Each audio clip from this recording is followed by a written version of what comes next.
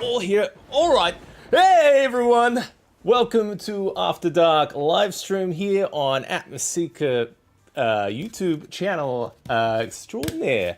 Got my rock here, ready to flock it up. We got a special time today. This is not what we usually do. We usually late night Mondays for me, but I got some time off. So hey, let's do a little America Balls stream here for some folks. I see we've got some folks in the chat already.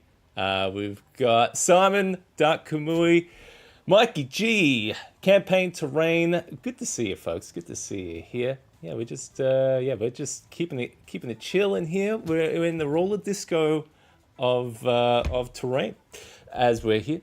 Yeah, I've got a little bit of a project I've been kind of kicking on for the last few, I don't know, weeks and stuff.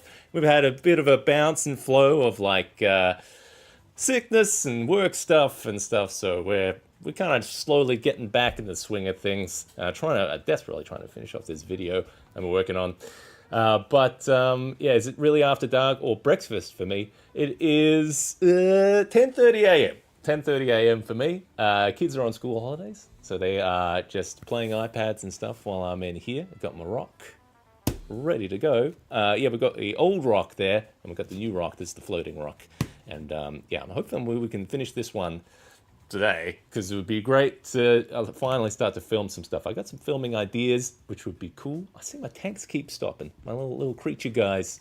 I don't know what's going on there. That's a whole different connection kind of thing. They could be. They're static. They're fine. Wow. Man, it's actually, I've probably run a lot more D&D than I have in a while. D&D Shadow Dark kind of add D&D light stuff with the kids. Yeah, my little guy, he is just like mad crazy as like a wizard. He is just trying to get like all the spells and everything. So every night he's like, "Dad, can we play D&D?" I can't say no. So I can't say no because I want to feed that thing. I want it to flourish. So it's just it's been an interesting exercise as a GM that has gone from like months and months of a gap of like games to like every night I have to have something for them to play, which is interesting because it's good practice. It's good practice, and you definitely try to kind of like, all right, what are we doing tonight? It's a room. There's a trap. There's a monster. Let's go.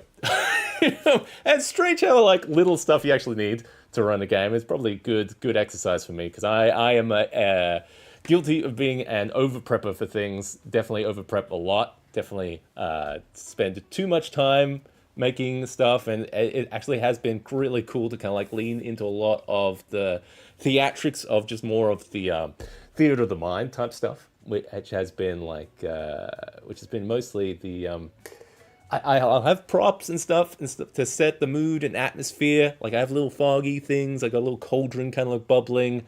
with that like glowing and stuff, and I've got the lights and everything to kind of help set the mood for it. But a lot of my recent games have just been all like theater of the mind. We'll have some miniatures and stuff to kind of just like, yeah, this is where we are and stuff. But it's been really interesting to play like that. But I love making terrain. I love having all these miniatures and stuff. I like filming stuff as well. So that's kind of what we're working on here. It's kind of a long stretch for stuff I'm trying to make for the channel. We're gonna have some nice like little exteriors and establishing shots and new intro and stuff. So it's all kind of like working into together. And it's interesting. Like you guys have been following along for the live stream journey of all of this stuff, and you see how long it takes. It's like I've been working on this for months. It's just months and months and months. I love Theater of the Mind. Couldn't handle it for my last campaign because I had 7 players. But since playing with small party of 2, it's just my 2 kids, and my wife will come sometimes sit in there. She'll play a little bit. She like the kids made a character for her, so it's super loose on the rules too. Like all the magic stuff and everything.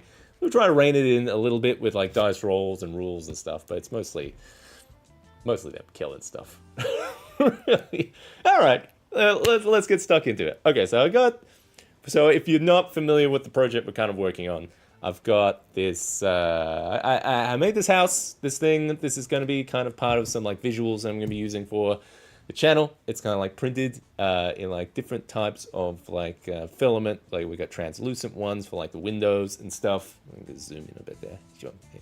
Boom. And we've got a little rock for it to stand on over here that we kind of kept hollow. And we did a whole process of flocking this thing, making it all look like super nice, super neat and stuff. But I've got some more visuals that I want to kind of get with this stuff, and I've got this rock that I'm going to be floating through all types of super dimensions and stuff and different locations or whatever. So that's kind of the idea. So it's very simple. This was all made from like foam, like packing foam type things, and we textured it all up with like a, what do you call it? One of those wood carving tools and stuff. Coated it out with, filled in some of the gaps and stuff with some like Mod Podge type stuff and painted it up.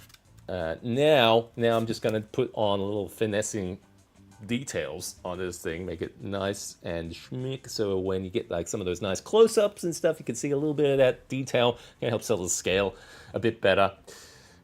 So yeah, that's kind of the plan. That's kind of the plan for the whole thing. We'll see how we go. I've got my heat gun, glue gun. I've got some fast drying basing glue, but I probably could just use PVA stuff. But this fast drying basing glue here from Geek Gaming Scenics, I found holds up a lot better in more foggy situations, especially if I've got stuff from like the humidifier, like Braino over here, or any kind of condensation stuff. Kind of holds a bit better with this and a bit of varnish. I found there was a bit of an experiment we did with the reptile fogger video on the channel. Oh god, that video is going to be like a year old by now. But I found that kind of combination held out for that. Not that we're going to be like drenching this thing in smoke and stuff, but you never know. Never know, just especially how we go on things on the channel. I don't know. I like to put smoke on things. Like that's one of the biggest questions we have on the channel. It's like, what do I have to do to like protect my models here? Is it gonna like do damage and stuff? And I've been throwing tons of fog on my stuff for years now. I think honestly, like the most wear and tear I've had has been not from fog stuff. It's mostly been just from being banged around in boxes and stuff. So all my miniatures and everything holds up. I guess anything that used like a PVA kind of thing might reactivate, but usually I don't dump smoke and stuff onto it too hard. Now look, I'm trying to work out right now what is the best angle for this guy. Let's have a look. I'm trying to see. Like I kind of had this guy in front. If we were going to have that for a little bit of a what do you call it? A little porch, I guess. I'm just trying to work out like the best angle here. That seems to be the most interesting. What happens if we get more of a low angle going on this guy. Yeah, we don't want to cover the door too much. I think that's good. Because I was thinking of putting a mailbox in there and stuff, but we can work on that later. So I think what I'm going to do is I'm going to grab a little pencil. I'm going to mark out the outline for this thing, because I want to make this house removable as well, because I want to be able to kind of switch it between different types of bases, different types of locations. So I mean, I like to do that with a lot of my terrain to kind of help make it as flexible as possible for I guess I don't know, like modular in a way that you're not too locked in on like especially like big pieces like this that take up a lot of storage space. I like to kind of break it down where I can. T-Rob, welcome, buddy. How do your kids handle the lethality of Shadow Dark? I tried to run it once with my son and his friends, and they were not happy about their characters dying. Yeah, so, yeah, I am not running Shadow Dark with them. I am running kind of a... It's a custom thing. It's very, very custom. Like, I made my own kind of, like, character sheets, kind of, like, dumbed down with, like, stats and stuff. And it's very kind of improvisational. We still do, like, dice rolls and stuff. But, yeah, my youngest kid, he'll have, like, you know, something called rat spells, right? And what is rat spells, might you ask? Whatever his little imagination can conjure up within reason. We do discuss it at the table of, like, you know, the bounds of these spells, which is, you know, and we come to a conclusion of things, and I'll let them do cool stuff, but usually it's pretty forgiving. Like the monsters will take just a few hits, like, to kind of kill and stuff, and at the worst I'll like do damage to them. We haven't had, they're coming up to their first boss now, so we'll see. I'll try and work them down a little bit, but yeah, they've mostly been kind of tanking through a lot of this stuff. Maybe I've gone too far back here. But yeah, very loose rules on things. We haven't been using Shadow Dark per se, but I actually will use a lot of the tables from Shadow Dark. I think from their their main book. Like, they've got a lot of cool, like, encounters and random tables and locations and stuff. So it's been kind of cool to kind of just, like, roll up a dungeon real quick, or have some, like, cool loot stuff. And I'll use it for, like, some of the monsters and things. General rule of the game is, like, 10 or over succeeds. So they have a bonus kind of thing. So they'll have like their stats, as I said, like just 1 to 5, 0 to 5, I think. So they have, like, you know, your base ones of strength, constitution, wisdom, charisma. I might rename them. It's like wisdom is kind of like sense or something, and dexterity is their tricky. So they get to do like tricky kind of stuffs. So when they were making the character, all right, which is your 0 stat? 0. Which one is your +1, +1, +2, +3, +4, +5? So they pop all of those in, and then they're ready to go. Honestly, and the wizard, the casting they get to cast 5 spells per rest. And we haven't done any level ups or anything like that yet, but I've been trying to keep it as simple as possible. It's mostly just been trying to kind of teach them the basics of the game. I think one of the things I'm trying to teach them now is about, like, disadvantage and advantage, and kind of like, all right, you're in a situation where you need to kind of go across this very windy bridge. You're going to get blown off. Like, all right, you could just roll a straight strength check to kind of get across, or what can you do to help improve your chances, and you can get advantage on things. All right, we got a cool outline of our house now. So I'm just going to flock everywhere around this line, I reckon. Because there's not much sense flocking in the middle here because that's all going to be covered with a house. And I want this to kind of like sit nestles in there, which would be cool. Discussion is good though. That's really cool and sounds more fun than the kids' D&D adventure. Yeah, honestly, it's been very, very improvisational, and it's been good practice for me to kind of like, all right, kind of think a bit more on your feet. And like, if somebody fails a check, what's a fun way of failing that still makes stuff happen more than just, it didn't happen. What you want, that cool thing you wanted to do, it didn't happen. But like, I might go like, oh, all right, these skeletons you were attacking and you were trying to kind of like force together, you couldn't quite, because they were being attacked by these skeletons in like a marshy bog kind of thing, and they were getting swarmed by them. And my eldest, he's got like this barbarian lizard folk guy he was kind of playing, and he was trying to kind of crush these two skeletons together, and he failed the strength check. But I said like, all right, you don't kill them, but you're holding them. You've got them grasped, so it's going to make it better for the wizard to cast some spells on it and stuff. So it's kind of like, I don't know, failing upwards, I guess. So you give them a little something rather than just saying no. So I'm learning a bit more about that, I guess. I do wonder if my kids would like the 5e Minecraft adventure on D&D Beyond. I didn't know there was a Minecraft adventure on D&D Beyond. That's interesting. I should check that out because my kids love Minecraft. We went to see the Minecraft movie. It's strange, I've been jonesing to see Nosferatu in the cinema. I've missed my chance. It's been and gone. That was something I wanted to release into the cinema, and no, missed that one. Again, that was kind of like going to be a movie that my wife is like, that's too scary. Like, well, sounds like I'm going to have to see it myself. But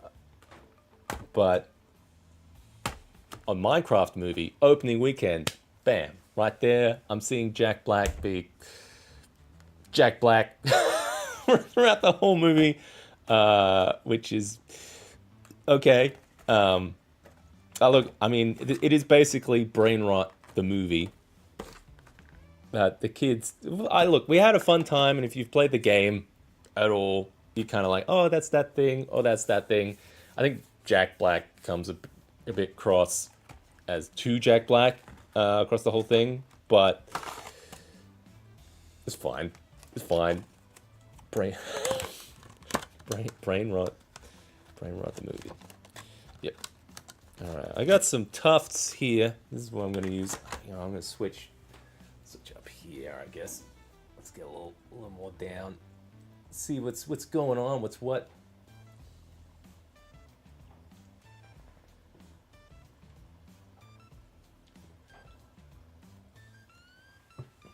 All right. Yeah, we got that. We got our rock. We got our house. We're cooking here. We're cooking. Project the screen and surround sound in the dungeon for Nosferatu. Oh man, that does sound pretty good. I'm just watching it here by myself. Nosferatu. I mean, has anyone in the chat seen it? Is it good? Like I quite like the trailer, and I was like, oh man, am I gonna get some like cool Curse of Strahd ideas watching this thing? Or was it too scary? Too spooky?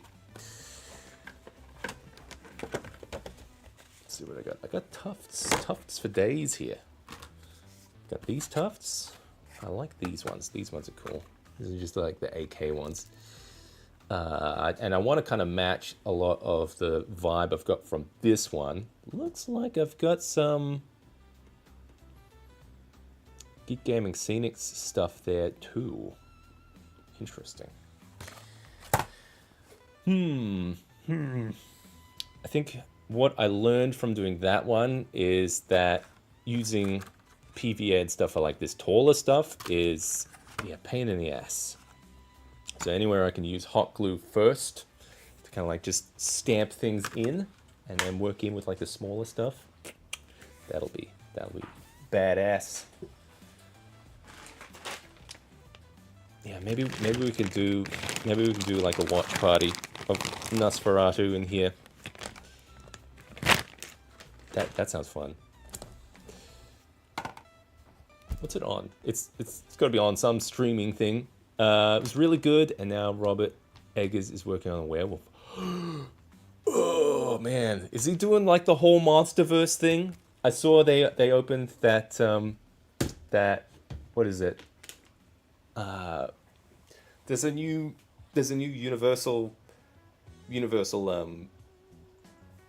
theme park and stuff, isn't there? Like Epic Universe or something, and they've got the whole like MonsterVerse kind of stuff there. I was like, man, I would love to go there and just see all the things in action. I think Minecraft 5e stuff is free monster stat blocks and free adventure lightning. Ooh, free adventure lightning keep on D&D Beyond. All right. I haven't. Yeah, I personally I love the Shadow Dark stat blocks a lot because how simple they are. I like now like comparing it to like the D&D Beyond like 5e stuff. I was like, oh man, these are so big. There's so much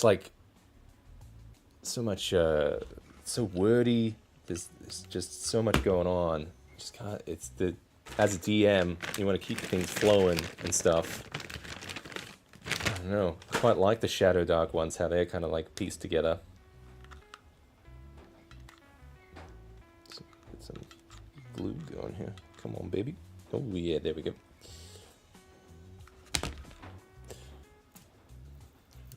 I'm gonna just get started here. Here we go.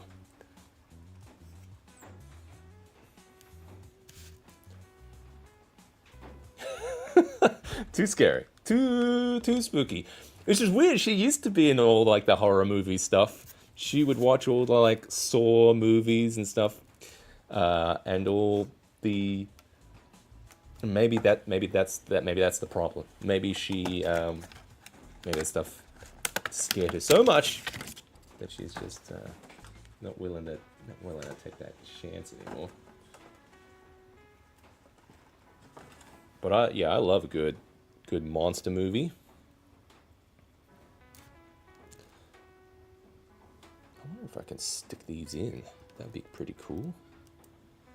Got some holes in there. Because I feel like these are a bit tall. I might trim those down. I need some scissors. Too spooky.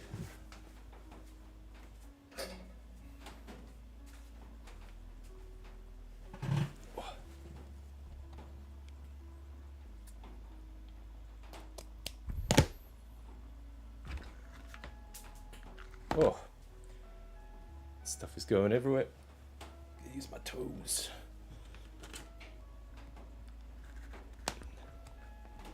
I feel like I've missed a few movies. It's what else has been out there? I did see the D&D movie. That was good. Like I know that there's mixed opinions on it, but I actually quite enjoyed it. The kids like watching that one too.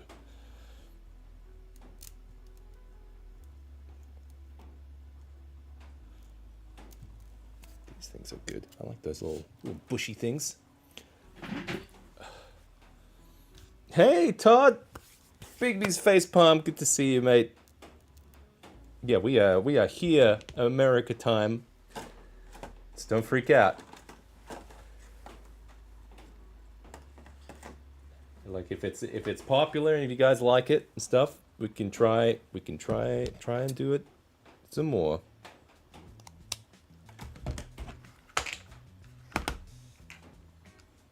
Or we can do some more like effectsy type stuff too.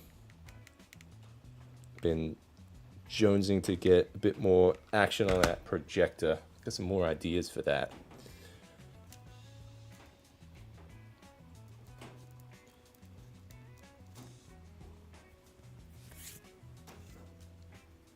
I definitely have to go back and watch some of the more kind of like cult classic type stuff, like the old school like sword and sorcery things, because I was really enjoying. I had a bit of a kick on that stuff last year. I'm like, oh, there's some cool things, like I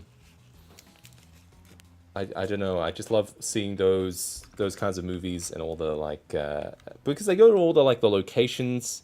It's not all in like green screen type stuff. It's all I don't know. It feels a bit more grounded and real. It's not a lot of We're starting. We're starting here. Keep dropping sticks.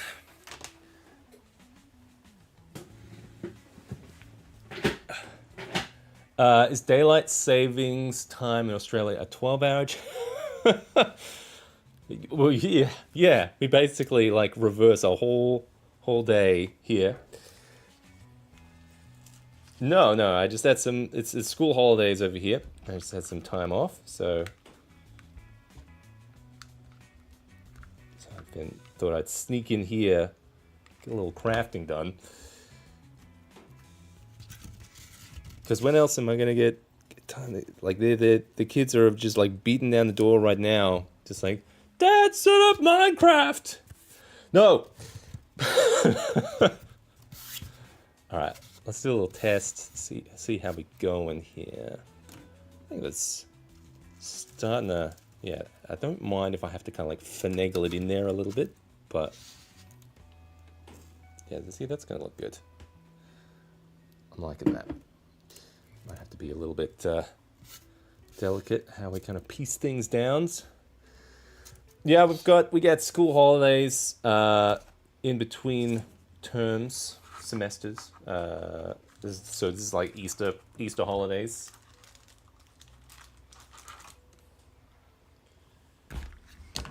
Well, so that's mostly why it's been D&D every night with old Dad.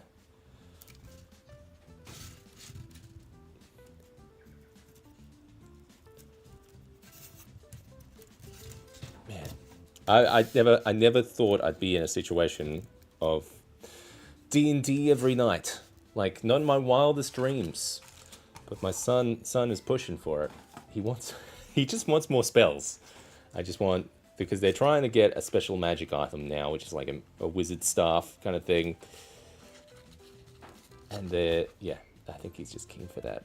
I've got plans though on how to make things, because I've got a big villain I want to reveal, and I figure the best way to make even like more inexperienced players like hate a villain is basically he steals your stuff, right? So they're after this magic item. It's going to be like a piece of the magic item, what it is, like this wizard staffy kind of thing. And they're going to get it, and either they'll get the piece, or the Skeleton King. The Skeleton King. He's going to either steal it, or do some super damage to him, leave him crippled or something. Because I want him to really hate the Skeleton King guy. The Skeleton King, he just wants to bring back his army from the Skull Dimension. It's interesting. They one of the characters that they found along the way was a little gnome guy. He's like a little speedy gnome kind of guy. And they convinced him to come along with them. Because if you come with us, you'll get lots of gold. And then we're trying to get a portal device so we can open portals to different dimensions. And it's like, so that means I could get a wife. And it's like, yes, we'll open a portal to the wife dimension, and you can get a wife. The wife dimension. It's like a what do you call it? You take 10d4 psychic damage from like nagging. You just like your inventory just fills with side quests of all the things you have to do at home.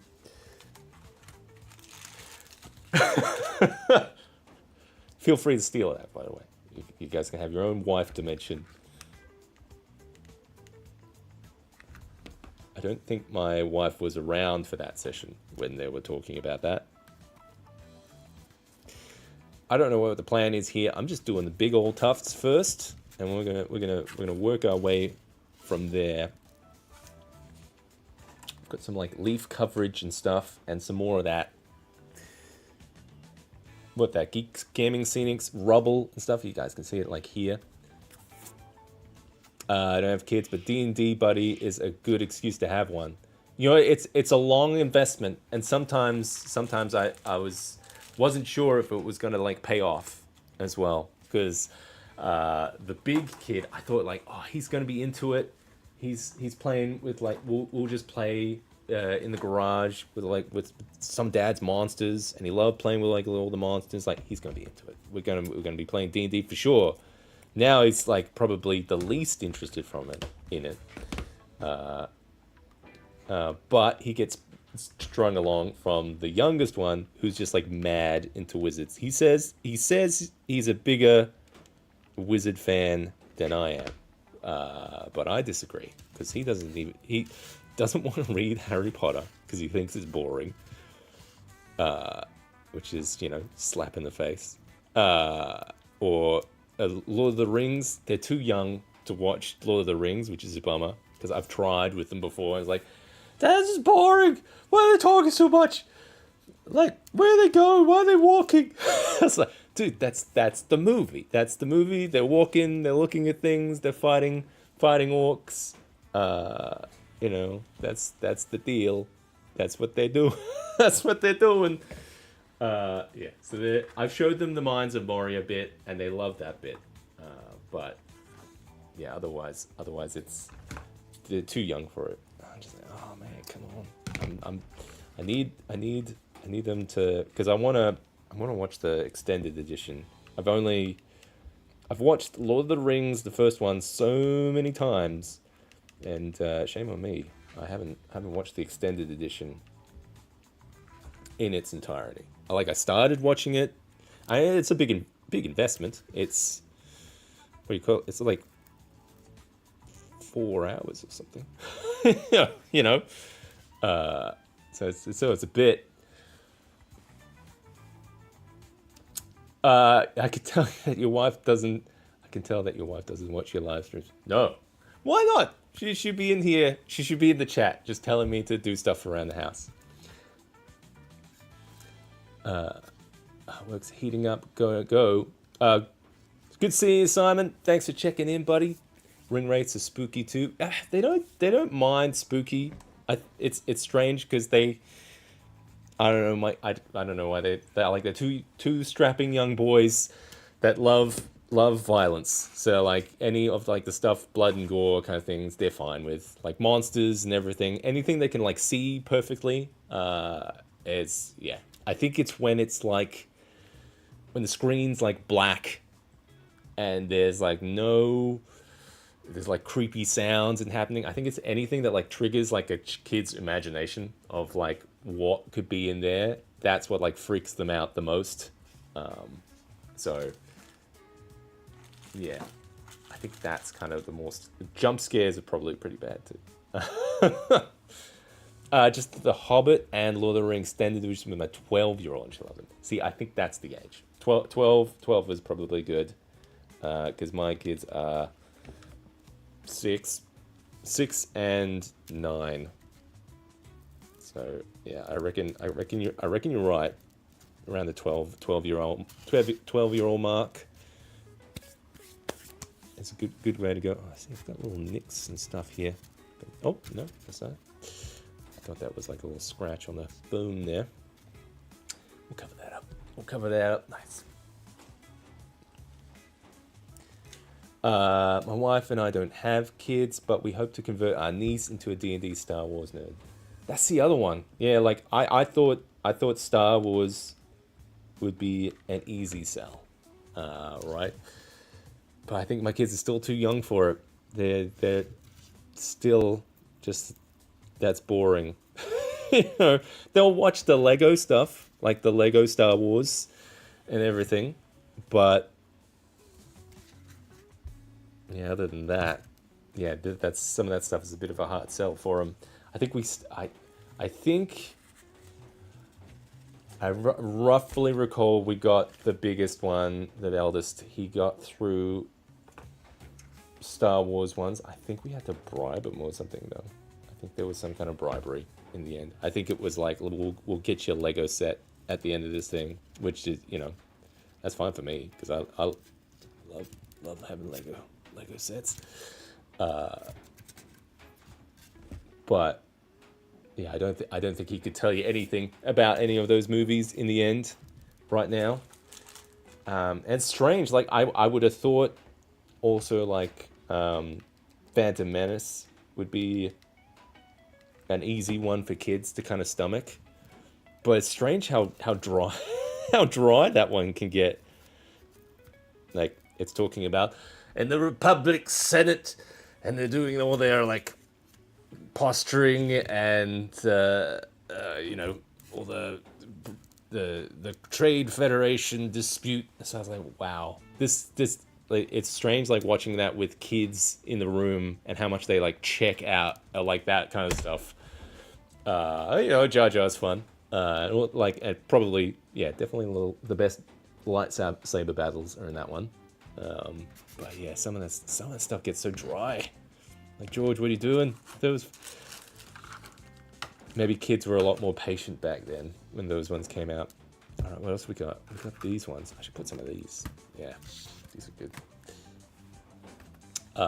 Where do you store all this terrain? I live with it. It's all here. It's all in this space. I try not to build big things when I can. It's keeping things modular like this is good because it takes, if I can like use the same house on the same housey guy on a cobblestone street setup, but I also can like work it into some of these like different spots here, like these different types of bases. I guess it's kind of like modular bases, really. That's good. So I try to be smart, I guess, where I can with the big stuff. But I typically don't like 3D printing a lot of super large stuff. I like to kind of have it flexible. It doesn't necessarily have to be like modular, but if it's stuff that can have multiple uses. Like I'm thinking of crafting like a special topper for that guy, so I could still use that as like a graveyard hill or something. So it doesn't have to have one-time use. And a lot of my terrain is very much like I'll stretch it for different types of locations. So like this one, I might like throw like a little snow scatter on there or something to kind of change the location and use different types of colored lights and stuff to change it whereabouts this terrain is and stuff. So I try to stretch what I've got. I actually don't have a huge ton. Like we've got a shelf over there with a whole bunch of big stuff I've been working on, but other than that, I try to be smart about things, I guess. I try to be a smart guy, but sometimes you just gotta have a little bit of storage space. I don't know. It definitely makes it less of a pain if it's like I've crafted this thing from garbage, and then I can just throw it away when I'm done with it. You can throw it into a box. There's definitely some stuff I forget I have though. Like I've got some boxes up there. Like I couldn't even say what's been in there. Like I've got a whole box. One of these is just full of like failed prints. Why am I holding onto those? I don't know. My terrain is living throughout my house, and my wife is going nuts. Like, I think that's kind of where my wife kind of draws the line on a lot of this stuff. At least all of my stuff is in this garage space. We don't have a car in the garage. It's like a big double garage kind of thing. We mostly use it for storage and stuff. But yeah, all the stuff you see is just like on the back wall here. It's probably mostly, like, if we turn this guy around, we can see. I've got, hang on. Yeah, we've got some boxes and tubs down there full of different locations. So we've got like snow, dungeon. What is that? That looks like caves and rocks and stuff. And then we'll have forest, swamp, everything. The dungeon one is overpacked. Keep making dungeon stuff. So I'm gonna have to go through that. And then we've got another shelf. Ooh, can we move over there? So yeah, this shelf has a whole bunch of bigger stuff. So we got some ships. We got a big mansion over there that's kind of been abandoned for a while. We got some like Star Warsy stuff I gotta work on. And Misk. So it's a bit of a work in progress type shelves. Yeah. So that's basically it. I've got a whole bunch of stuff that's like work in progress stuff over there, and there's like a cabinet over there with like some miniatures. And sometimes I wish I had some more stuff for different types of locations, but try to stretch out what I've got with all the different like atmospheric techniques. That is almost kind of like one of those Kallax shelves. It's not a Kallax shelf, it's kind of like a fake one, but yeah, I like the little boxes like that. I actually used to have this as set up as a table. I had like a topper on top of it, so if we were playing, we could just pull out boxes from underneath the table and bring it out. But yeah, I haven't used terrain for a little bit, but I'm hoping to get back into that kind of thing. I wanted to do some like more fun live play stuffs on the channel as well. So that's kind of what we're slowly gearing towards. The Haunted Mansions print could work for Durst Manor for a Curse of Strahd campaign. I had an idea for that because like on like that big manor over there, that is the Stormcrow mansion kind of one. Something I wish they did when they do like, all right, here's the Stormcrow mansion kind of thing. And I wish they said like how much filament is it going to take to print the whole thing? How big is this thing? They probably did. They probably said like the dimensions and stuff. But I think it's too big. Honestly, like this size is good for me. This size, good sized mansion, right? Place it down, boom, you got a mansion. But man, yeah, that mansion's super huge. Not that it's like, I can see like there's a lot of very nice detailed like interiors and stuff, and I could see myself kind of using some of those interiors for things.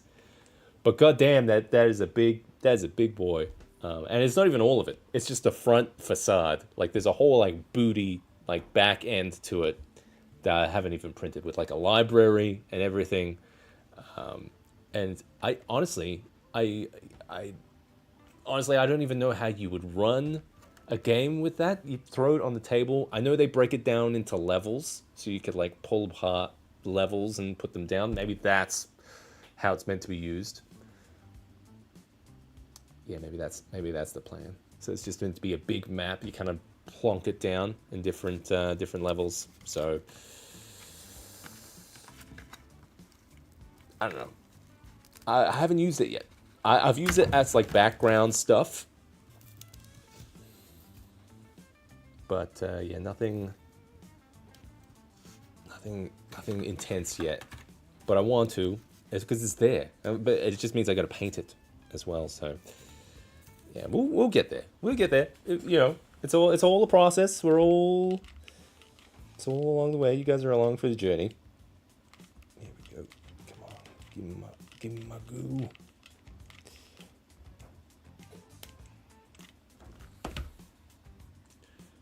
This looked good going here-ish.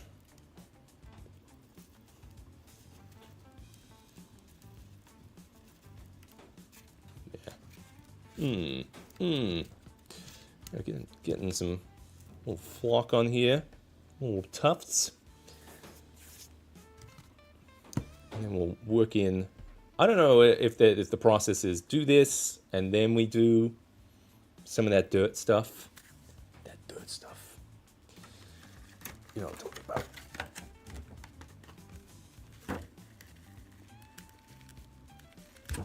Like this stuff, all this like flocky stuff, I don't think this was cheap. But you do get quite a bit and it lasts quite a while. You can make quite a few dioramas with this. I feel like this thing was just like, what is that? What did that price say? 19. $19 dues. I think we're getting close to having something good here.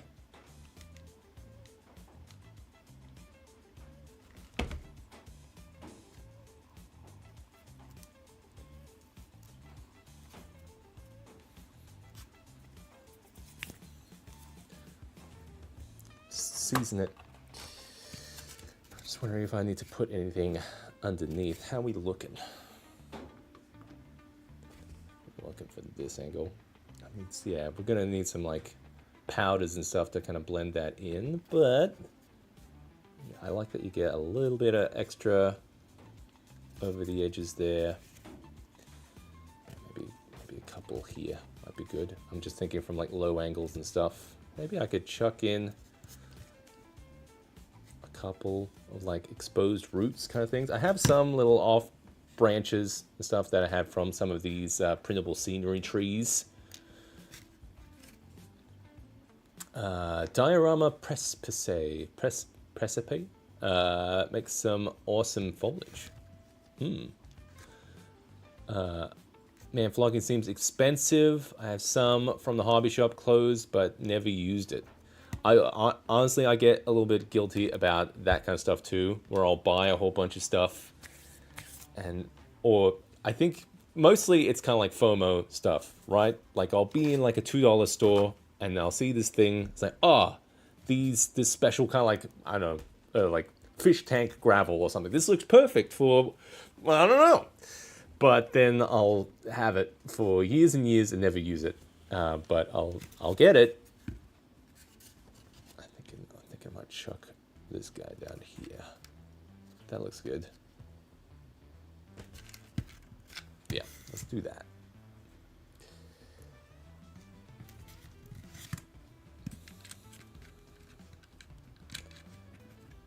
So I think I got a couple of things that got damaged there, so maybe I'll work that into there. Whoosh.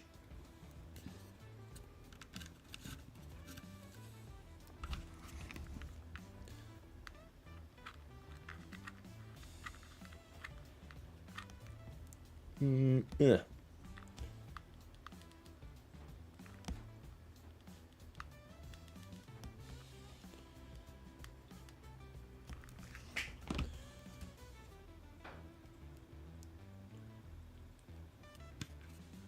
Is that where I wanted it?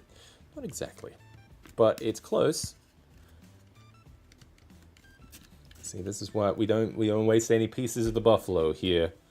These are all kind of like branches I've broken clumsily off of these trees, and we did fix one up in a past stream, which was a bit big. But I've got more back here.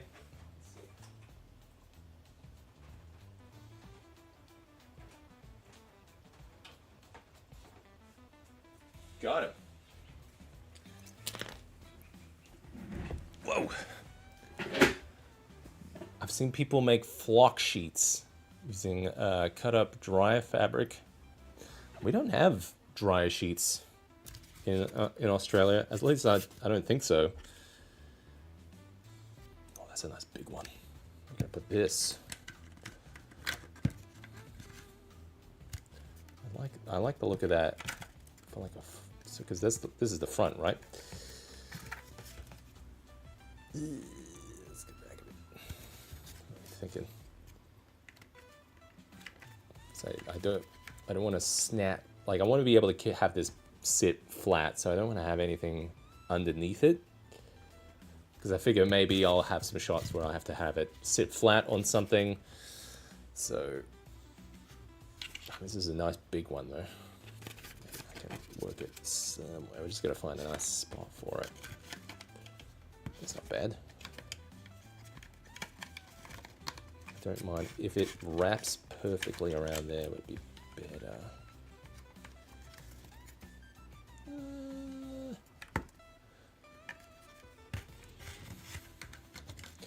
As Australian twigs. Oh yeah, twigs and sticks, like real ones. What? That's crazy. Trying to look at the front. Yeah, see, that looks good from the front there. I reckon. So if I can work that in there, maybe I'll just break off this top bit. It's funny when you want it to break, it ain't breaking.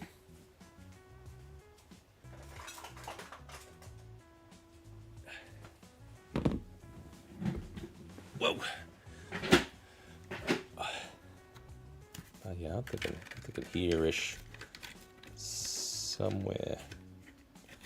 So I'm gonna cut it. All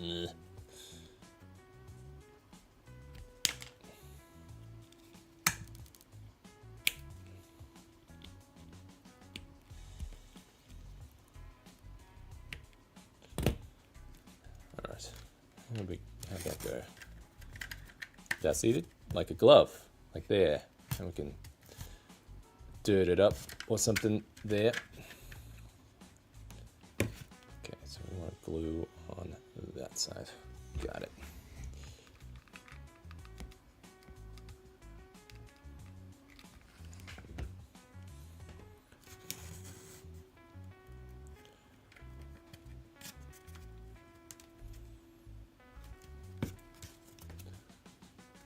Yeah, that looks good, I think. We'll just have to tuft it up a bit. Costco and Woolies might have some. Oh, yeah, we do have a Costco here. I don't have a Costco membership though. I need to be part of the club. We got a mate that is. Maybe I can sneak in with him. See those giant spiders that they sell at Halloween time.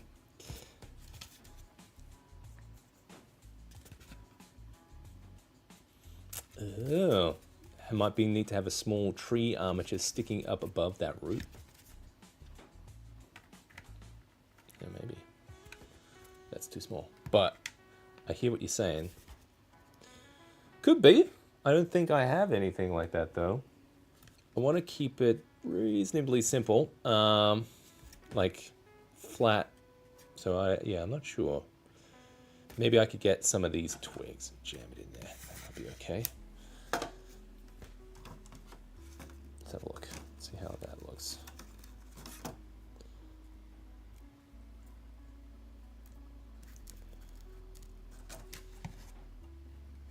I'm going to trim that down a bit, maybe.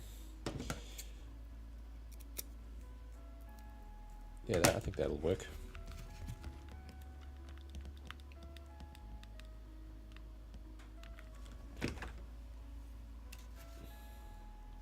Easy.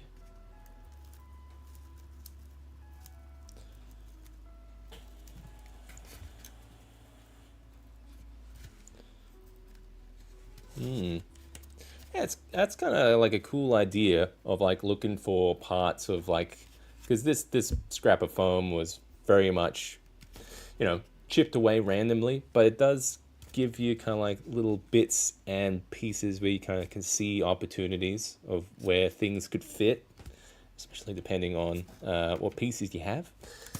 So that's kind of neat. It would be cool to get a little bit of some of that basing stuff on there too, and I am keen. So that's probably this stuff is getting everywhere. I like a couple of those branches. That's looking pretty neat. Especially, yeah, let's get a little bit of underlight going. See how that is.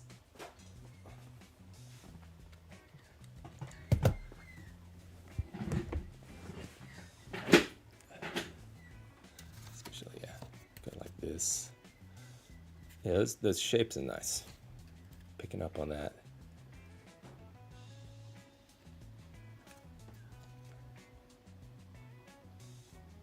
Yeah. Ugh.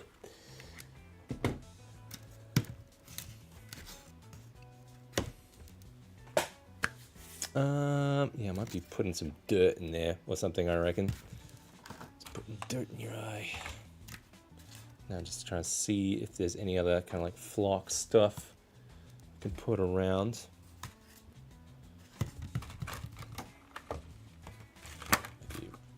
one, couple more tufts. I reckon will be good.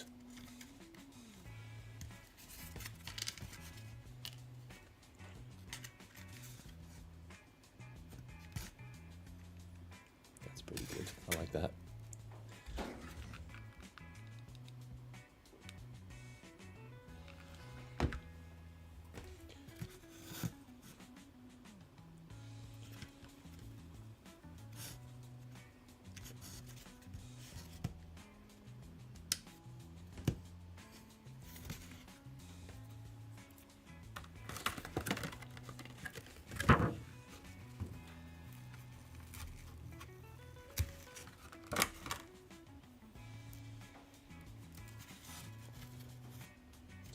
Is that too much? That looks all right. Maybe less. I don't want it to look too pretty. No. Shadowy, gloomy, despair. Not too much happy flowers.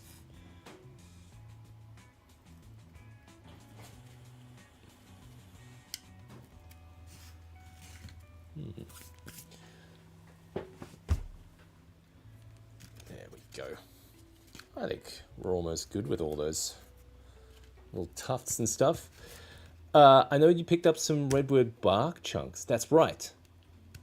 I'd be on board for vlog style video of harvesting of materials. Oh, just like running through the forest. Man, that forest is decent drive from here. But that's a cool idea. Take you guys along for the trip. The only problem is I don't usually go for those kind of trips by myself. There's with the kids and stuff. So it'd mostly be running after them, making sure they don't fall in a hole or something. All right, I'm gonna get a couple more tufts on here, and then I think it's we're gonna get some dirt in your eye.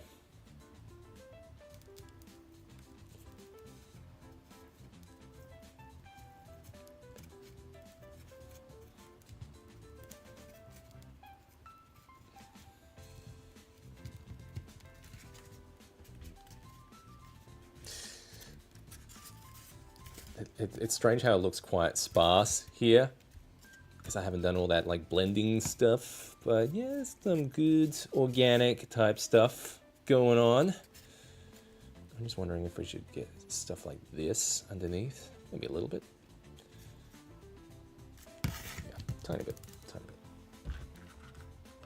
I'm mostly thinking about, because of how we're going to light these things, and this stuff is like different texture, I guess. It's like the light interacts with it a lot differently.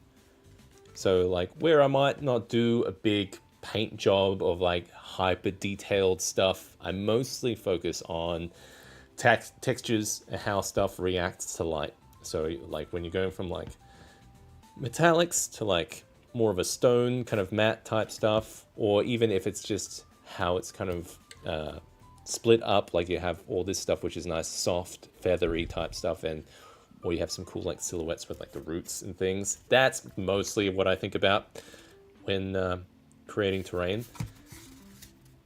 So it's about feeling, not so much about the hyper detail type things of type aspects of it. I think we're good on tufts for now. I think we're gonna get some dirt going. I'm gonna pack all this stuff up. Seb in the Wild. Autumn brown. That's right, we got ourselves a bark here. It's your native bark. You got to check full of spiders. You cook them in the oven.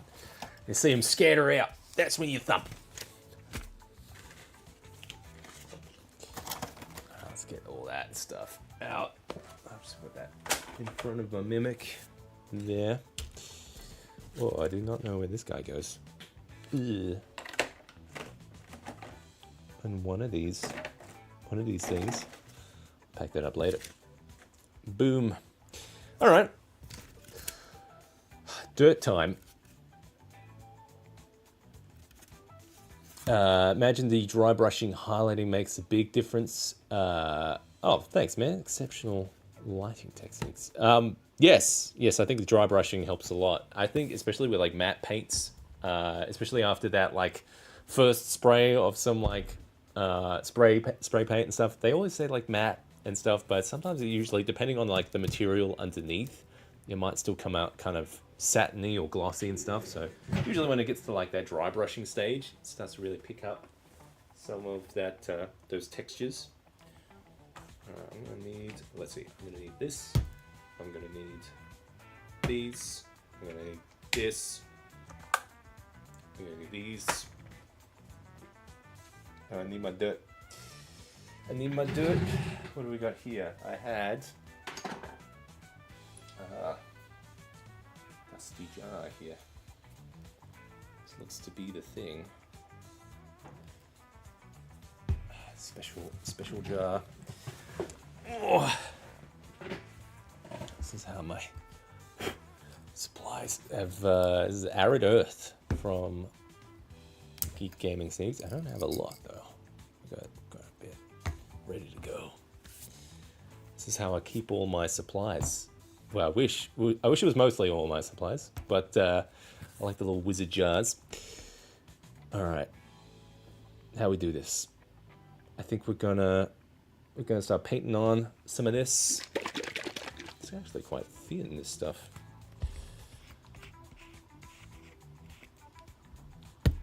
Oh, easy. Oh man, just went everywhere. Ugh.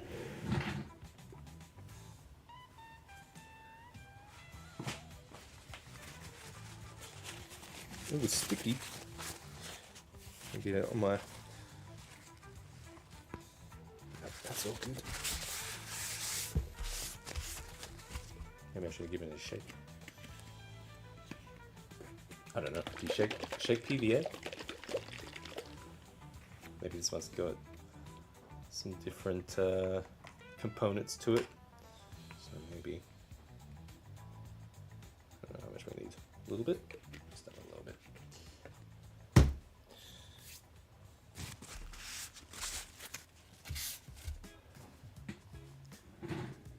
Oh.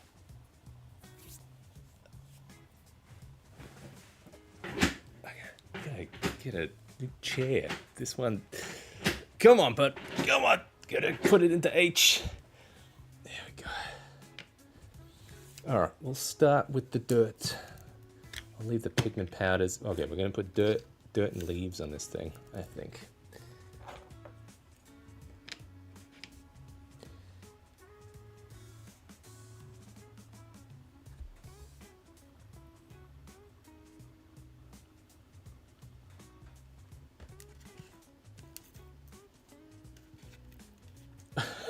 Yeah, like the wizard jars. Yeah, it's actually like a video on the channel that shows how to make them, and the intro is quite wizardy.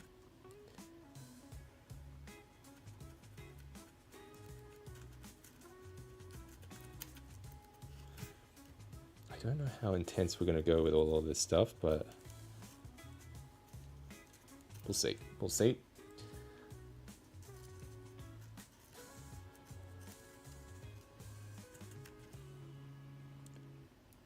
Maybe I should have done the underneath first. It's pretty warm weather down here, so I will see how fast this dries.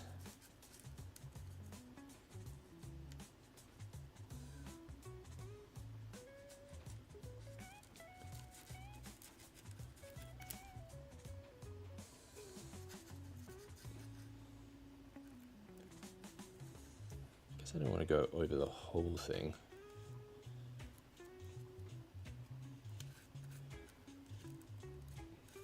This is going to get messy, isn't it? Going to get dirt everywhere.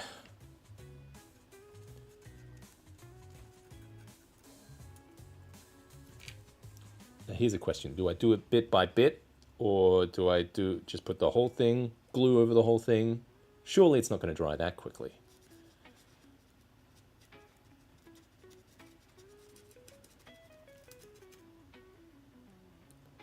Definitely poured too much into this cup.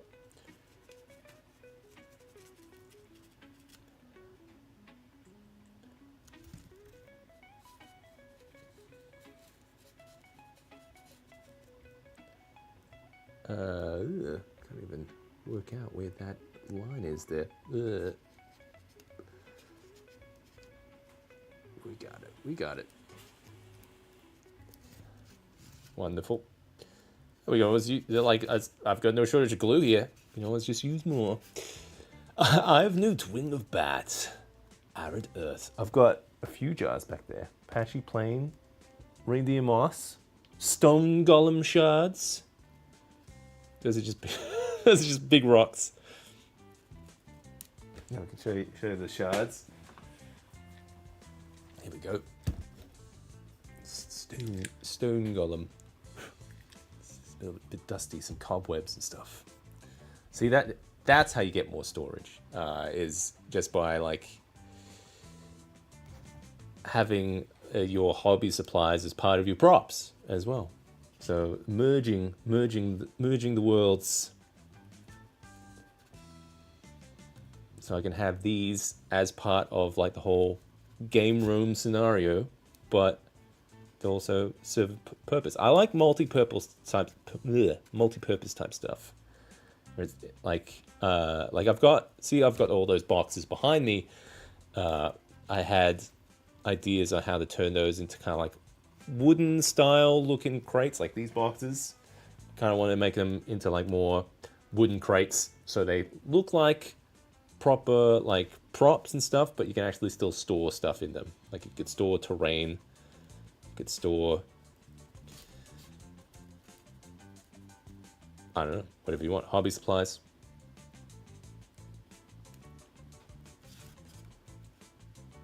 I think we're good here. Yeah, here comes the tricky part. We're gonna get some dirt. Gonna get some dirt in your eye. I keep thinking of that Spider-Man through weathering by just leaving those jars on the shelf. That's right, the dust. And we actually used some stuff to kind of weather them. So they're weathered with like acrylics and stuff. It's pretty simple how to put it together. Ooh, where have I got my dirt? Where'd my dirt go? It's right here. I'm gonna need my spoon, my lucky spoon.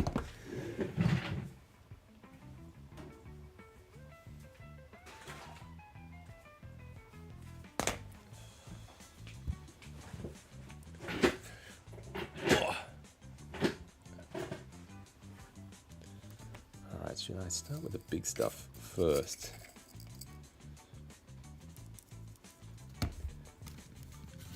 Season it.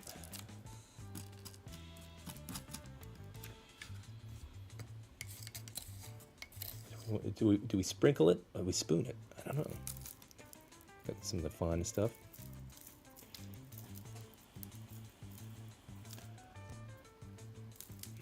I might have to do like a couple of layers of this kind of thing.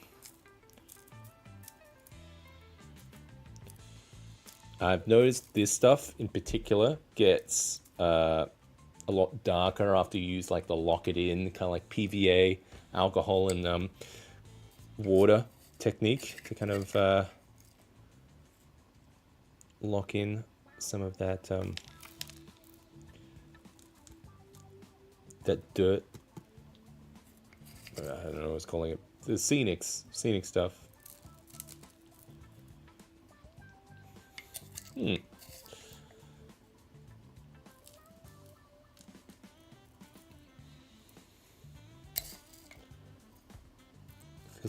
Feels like I'm baking here. Just making a cake.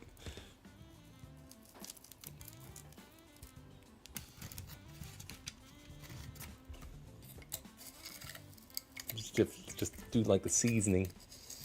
I have my Star Wars Legion stuff in a container that looks like Imperial. Yeah, see that stuff. Imperial cargo crate.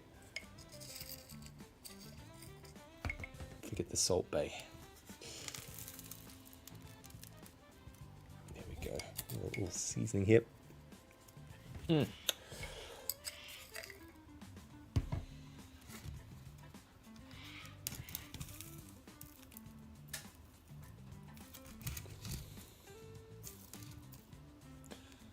This kind of stage is always a bit messy. I bet my kids would love doing this. That's where the big payoff of having children is. When you can get them like painting miniatures, making terrain for you. That's that long-term investment of pain and sleeplessness. It all kind of pays off.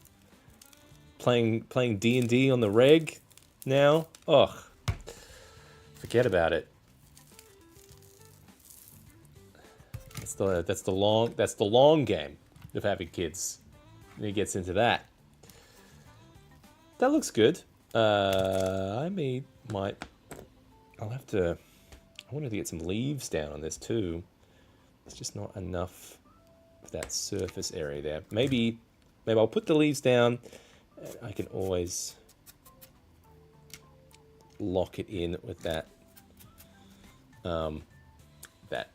To lock it in, you spray it and it locks in all the weathering stuff. But yeah, that's starting to get there. Starting to. We made a mess though. This is later, Seb. I should sell art classes for school holidays. Make your terrain castles dollhouse thing. Oh yeah, honestly, that's not a bad idea. I just come to the school for like a special guest. Hey kids, do you know who I am? No. Oh. Little leaves here. We've got these tiny little leaves, which are insanely expensive. Like this little baggie of leaves, it was full, but man, look at the price on that. $20. Just don't dare waste it.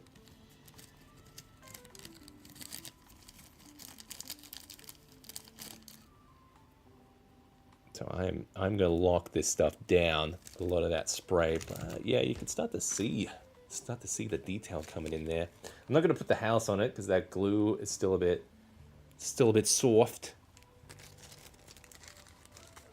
But yeah, with the dirt, that special expensive dirt, special expensive leaves. I mean, there's probably cheaper ways you could do it. Like I've seen those like hole punchy things you can get for like the leaves, which are pretty good.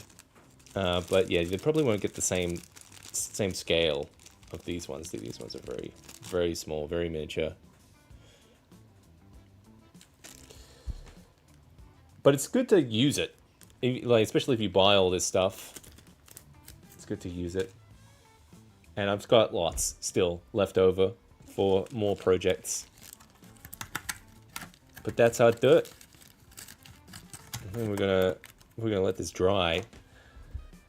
What do you reckon? We'll let it dry, and then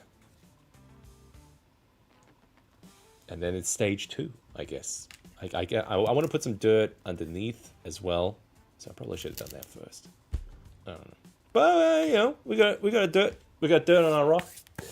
I think that's where we're gonna leave it, folks. Thanks everyone who joined in the channel. I want to do a special shout out to all my supporters on Patreon. You guys are fantastic, keeping the channel going, keeping me sane, and I love spending time with you guys and showing all this. This has been super fun to do live stream at this time. So if you don't want to miss out on the next time we go live, hit that the notification thing. I think that works. I don't know.